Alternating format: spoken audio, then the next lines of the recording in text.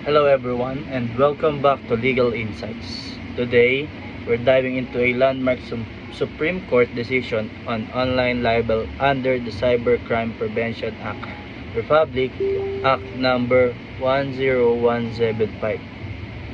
The case is People of the Philippines versus Homerito S. Soliman, decided on April 25, 2023. This case tackles crucial questions about penalties for online libel, the discretion of judges, and the protection against double jeopardy. So let's break it down. So we have we have part up to 5. So first part, what is the case all about? This case revolves around a conviction for online libel, specifically a defamatory Facebook post and the proper penalty to be imposed. The key question was, should the penalty for online libel always be imprisonment, or can it be just a fine?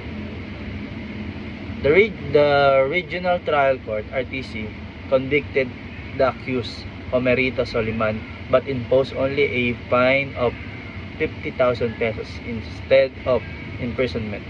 The prosecution appealed, arguing that under the cybercrime law, online libel requires a penalty 1 degree higher than traditional libel, which they claim mandates imprisonment. The Supreme Court had to decide the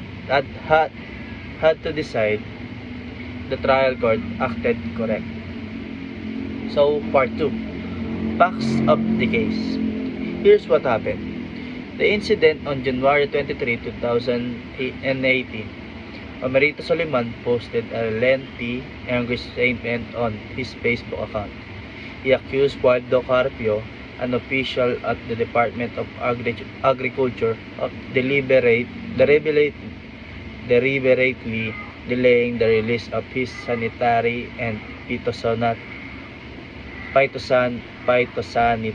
import clearance (SPS) permit.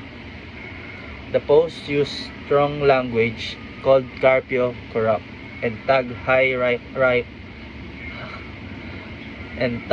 high-ranking officials, including President Duterte.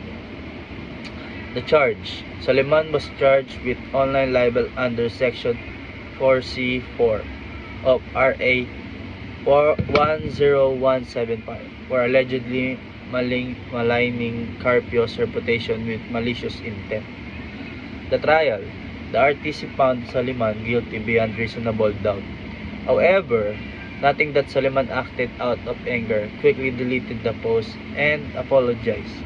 The court imposed only a 50,000 pesos fine, citing judicial discretion and Administrative Circular number 08/2008, which encouraged fines over imprisonment in certain libel cases. The appeal: the prosecution filed a petition for certiorari with the Court of Appeals, arguing the penalty was too lenient. The CA denied the petition, saying no grave abuse of discretion occurred. The prosecution then elevated the case to the Supreme Court. So, part 3. Issues in the case. The Supreme Court focused on these key illegal issues. Number 1, did the petition for certiorari violate Soliman's right against double jeopardy? Since Soliman had already been convicted and paid the fine, could the government still seek a harsher penalty? Number 2, did the RTC commit grave abuse of discretion in imposing a fine only? Was the penalty legally permissible under RA 10175? Number 3, what is the correct penalty for online libel? The Section C of RA 10175, which states penalty should be 1 degree higher mandated imprisonment, or can a fine be imposed alternatively. So Part 4, Ruling of the Supreme Court. The Supreme Court dismissed the prosecution's petition and upheld the penalty of a fine only. Here's the court's reasoning. Number 1. On double jeopardy, the court clarified that a certiorari petition questioning jurisdiction does not automatically violate double jeopardy.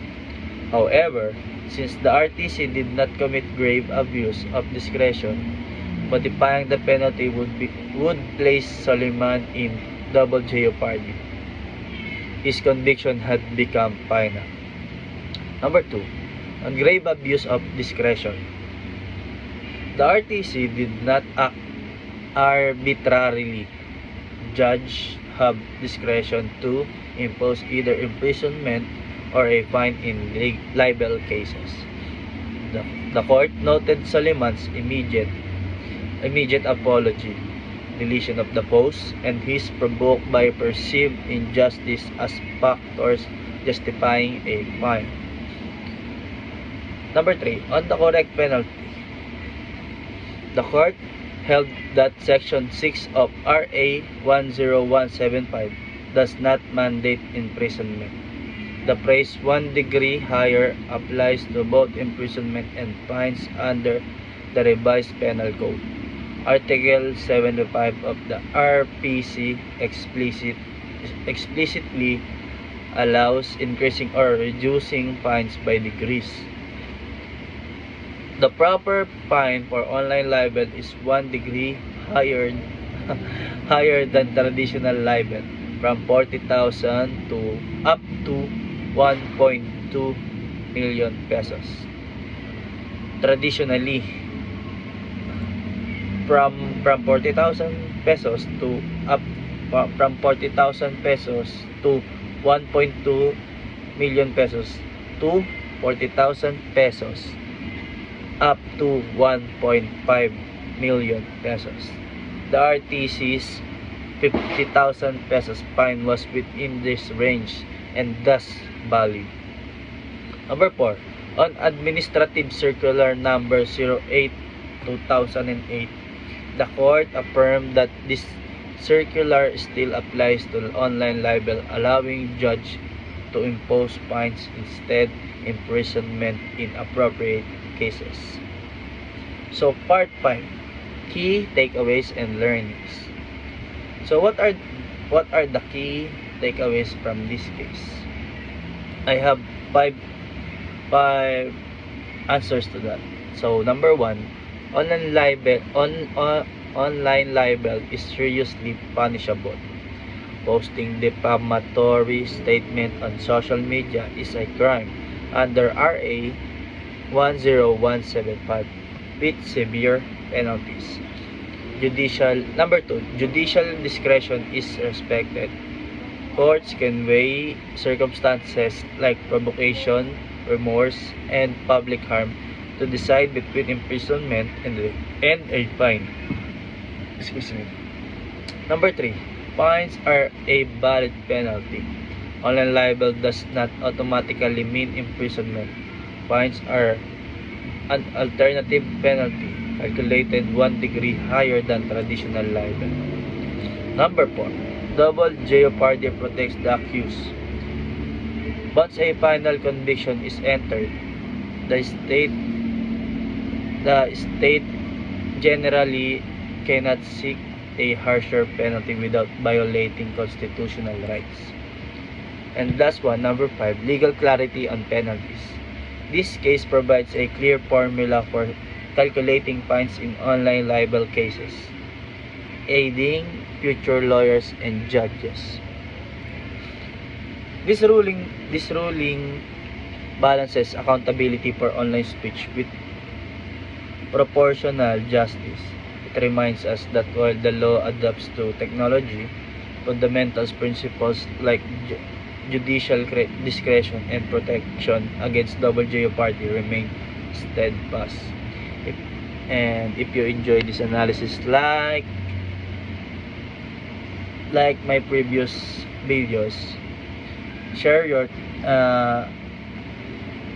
maybe share your thoughts in the comments so we can discuss it.